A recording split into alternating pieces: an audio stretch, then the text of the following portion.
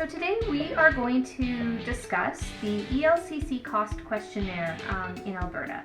If you are a childcare operator, you have likely heard about this. Hopefully you've received it and are on your way to completing it. The deadline, if you ask for an extension, is Monday, June 29th.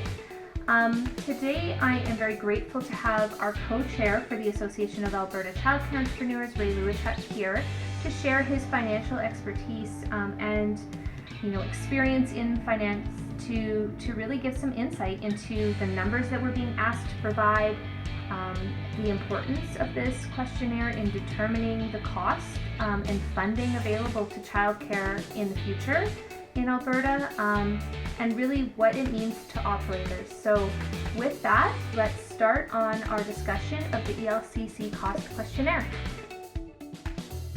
Today we have Ray Lewishuk, our co-chair for the Association of Alberta Childcare Entrepreneurs, with me to just touch on a little bit with the ELCC childcare cost questionnaire. This is something that has been, a hot topic and a lot of concern for our members and for the sector. Not a lot of information, kind of a lot of unknowns.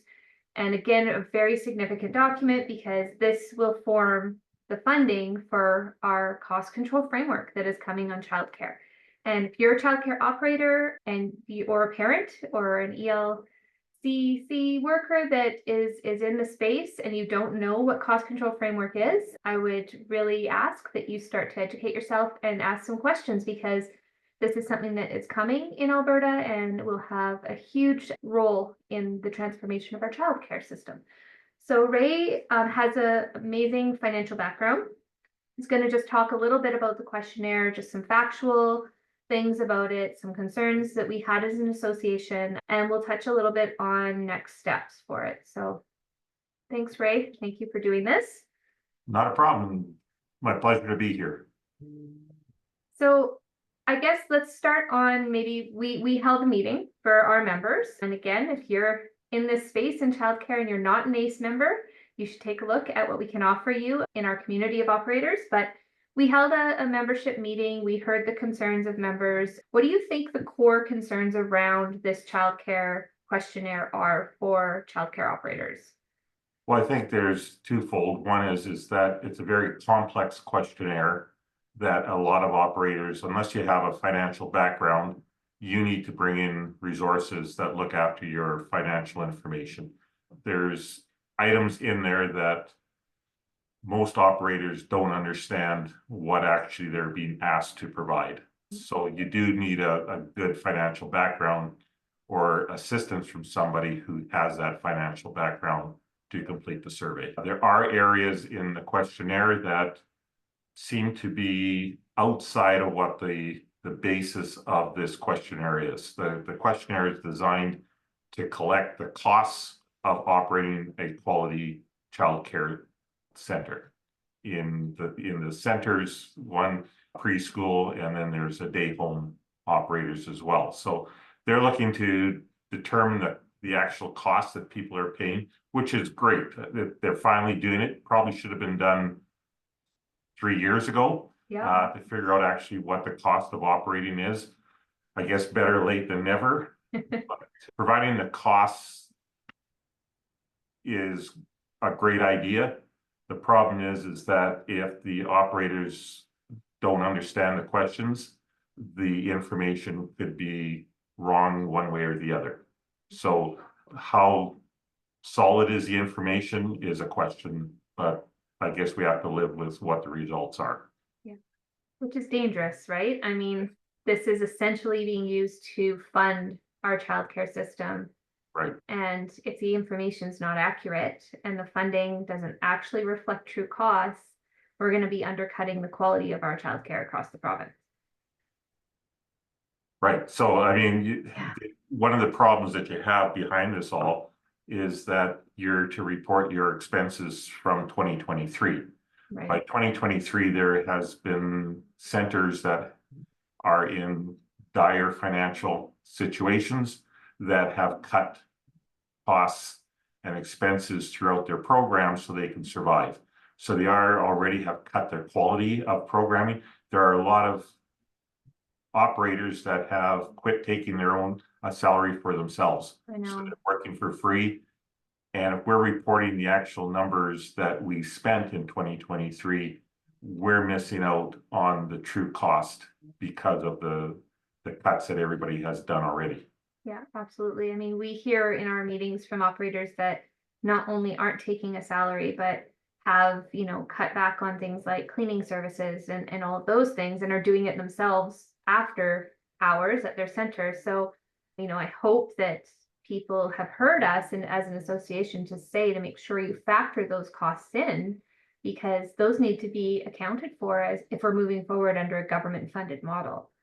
The other factor is if you're looking for quality care and you're trying to retain or hire new ECEs, wage scale that we're paying is probably well below what we should be paying to have a vibrant workforce in our industry. That isn't captured unless the government decides that a wage grid would come in and would have to be adjusted to our costs. That's the only way, but the pay scale and benefits under ECEs is very lacking. Yeah. And I hope that the government will take that into consideration. Hope so too. One of the things, I do not have a financial background. It's absolutely not my strong suit in things, but I have concerns around, this range that's being used and how that will actually impact true costs. Because to me, there seems like there's just so many intricacies and like so many different variables from the cost of rent or how people's rent is structured. For myself, my rent is structured in a way that it actually goes up every year that I'm in my space. So how is that properly accounted for in here? And how is that going to be funded, under these buckets of money that are going to be coming from our government? Well, the two biggest costs of any childcare operation is staffing and premises. So there's a huge difference from ourselves that are in a brand new commercial development. Yeah. From an operation that operates out of a school free of charge, a church basement, areas that are less desirable in a community in a commercial basement. So the difference in rent, even in our own community, where they're saying it's going to be a range in the region, varies greatly within a community itself. Oh yeah, so absolutely. That range can go from $5 a square foot. I've seen some centers that are approaching $60 a square foot. That's a huge range of what people are paying in rent, and how that's going to be determined. What you're compensated for is going to be very interesting how the government's going to cover that. There's a huge difference of a center that has all level ones or majority of level ones and going by the bare minimum requirements in positions to centers that have majority of level threes. There's a huge difference in your staffing costs. So again, that range is going to be a very interesting one to see how the government's going to allow for programs that have an enhanced level of care versus somebody who is offering a basic level of care. Exactly. I mean, I know when we had spoke before starting this interview today, there was some things we touched on about, the intention of this survey is to establish the cost of childcare, but there's a lot of information being asked in the survey that really isn't necessary to establishing cost. What do you think some of those things are? Well, there's a great number of questions around revenue. We want to know all our revenue from grants and parent fees and extra fees and any other revenue that you may bring in as a business. So they want to know all your revenue. Revenue has no bearing on what your costs are when you're trying to figure out what the cost of a program. They want to know what your wait lists are. Wait lists have nothing to do with your costs of operating, other than managing the wait list itself.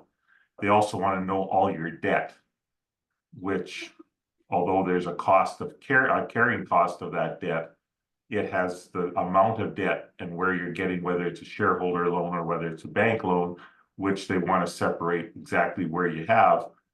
That has nothing to do with cost. So they are asking questions about your operation that are well outside the stated reason why the survey is being done in the first place. Yeah. Those three things, the debt, the wait list, and the revenue concerns that we raised with the minister in a letter that we just received a reply from that really said that we still have to complete the survey. And we asked for us not having to report those items, and we weren't given that authorization. We also asked for a clarification of what the penalty would be if we didn't comply and fill out the mandatory questionnaire. We did not receive any reply covering that question either. No, and I mean, we did, I know a lot of operators, our association included, asked for an extension. We, like my center, we're closed over the summer. A lot of operators are closed or run, kind of a fraction of what they would normally over the summer months. To expect this level of financial information, especially when we know the weight that this information is going to carry long-term for childcare over such a short period of time, is just really, to me, was really concerning. And the extension that we got was 2 weeks. So I know that people are anxious, anticipating that date of Monday, which is the 29th, and that's the deadline. I believe there's been no further extensions. I know my reply back from the ministry was there would be no further extensions granted, even though my admin staff and financial supports for my center are not available over the summer months. So, I mean, it's really, again, like I just cannot say this enough when we've been dealing with stuff in our sector in childcare. Just never seems like it's fully considerate of all of the components of childcare. They don't seem to really take into factor all the different variables and real scope of the services that are offered across the sector. And again, this information is going to be used to fund childcare across the province for the future. So it's very frustrating. I think I feel frustrated with this. I don't know. I'm sure you do. I know that I'm in the midst of trying to finalize mine for my center without having my office open over the summer. And I had heard from other people, actually just a few minutes ago before we started this, that they're in the middle of it too. It's some people, it's taking them hours. I've heard up to 8 hours. Yeah. And I know like there was a day home agency that reached out to me today to say that the agency questionnaire was quite a bit shorter, didn't have a lot of the same kind of questions that we have seen in the other questionnaires. And I mean, that's optimistic for agencies. She had said that it wasn't nearly as long as what she was hearing from daycare operators. So maybe there's a little bit of a light at the end of the tunnel for some of us in this questionnaire. But I've heard 8 hours. I've heard I think probably average of a couple hours for sure. Well, it took me almost 2 hours to do mine. Yeah. And I had all the information in front of me, and I understand financial information, and it did take 2 hours to go through. Yeah. So I think, we are on Thursday. If you asked for an extension, you have until Monday. If you didn't, you're already late, I guess, right? Right. What do you think, let's leave it here. What advice, what, opinion, because we are not providing any kind of financial advice, I guess, would you put forward to any other operators out there who are still, worried about this questionnaire, or maybe just even hearing about it for the first time today? Because I know there's been gaps in information in our sector too. So the danger of not reporting is in what isn't provided.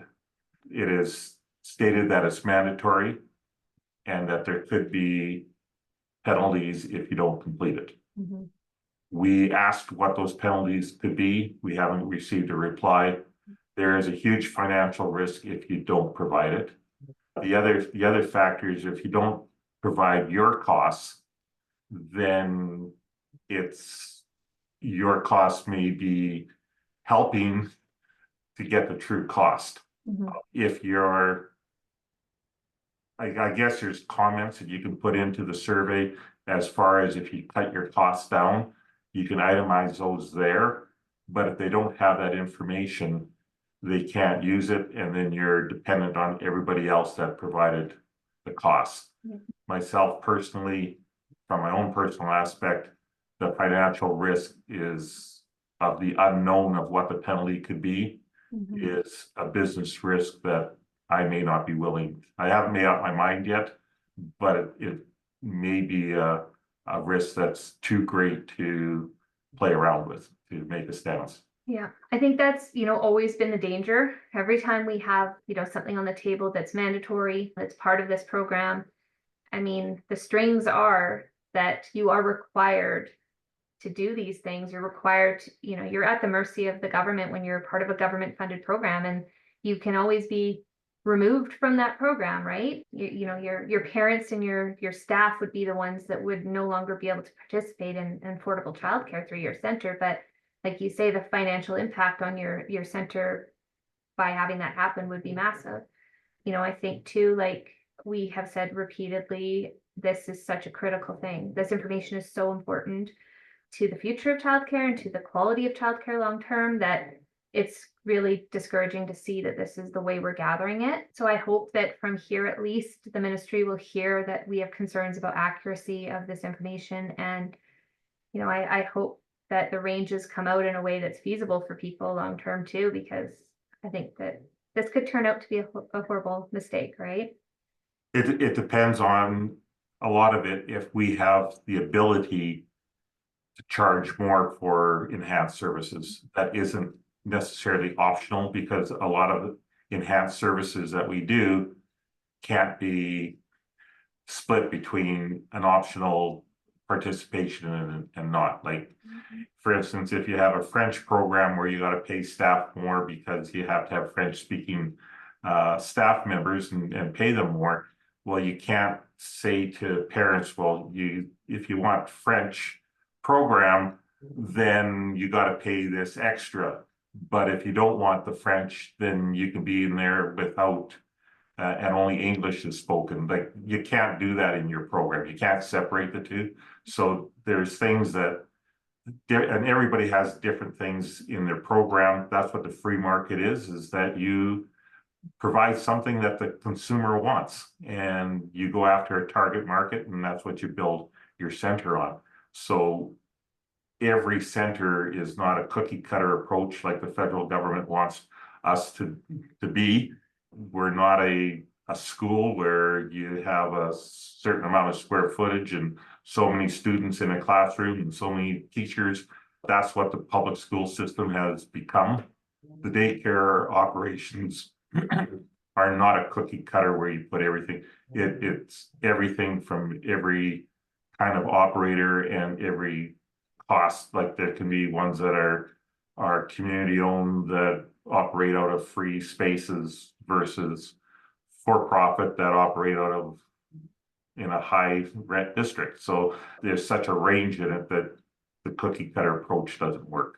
No, absolutely. So I guess, like, just leaving it there, we should always put out that, get yourself informed, ask questions, learn about what's coming, educate yourself on the next steps of what the $10 a day childcare program actually is bringing for the transformation of childcare. If you don't know what cost control framework means and what the parameters are of that, then do your research, because it is going to have a big impact on childcare across the province. And I guess, as always, join ACE if you want to be part of a community of childcare operators from across the sector that truly supports each other and provides a ton of resources and education for operators, and a forum to ask questions like about these kind of things. Well, it's just the support that's there. So Totally. Questionnaire comes out and you're going, what am I doing? Like, you have questions and there's nobody to talk to. No, ACE, you have a whole community to talk to. Exactly. I haven't seen a lot of information on the questionnaire from anyone else. I know there's a few other associations in this space, and I have seen nothing about concerns around the questionnaire. But I know we've dealt with hundreds of emails and questions and hours of meetings with our members to make sure that they had that community and that resource of information and just experience from across the province, right? This questionnaire is only the tip of the iceberg. It is. A cost control framework coming out is going to be a minefield to work through so that your center isn't in a bankruptcy state, because there are going to be people, unfortunately, that are thrown under the bus and won't be able to operate their programs. Yeah, Yeah. and that's across the board. That's not private, nonprofit. That is just going to be the future of childcare under this, right? I mean, if you take a look at preschools, what the program has done so far, preschools are in a bad state right now because of the funding model. And I hear day homes are also having problems because of the amount of funding they get versus the fundings that the centers get. Yeah, there's a lot of challenges ahead. So I know I'm very grateful for our community at ACE and for your time and your experience around this. So we'll just leave it there. Again, consider a membership if you're not a member, and I think it's always important to educate yourself and ask questions and just be aware of what's coming. Thanks, Ray. Have a good afternoon.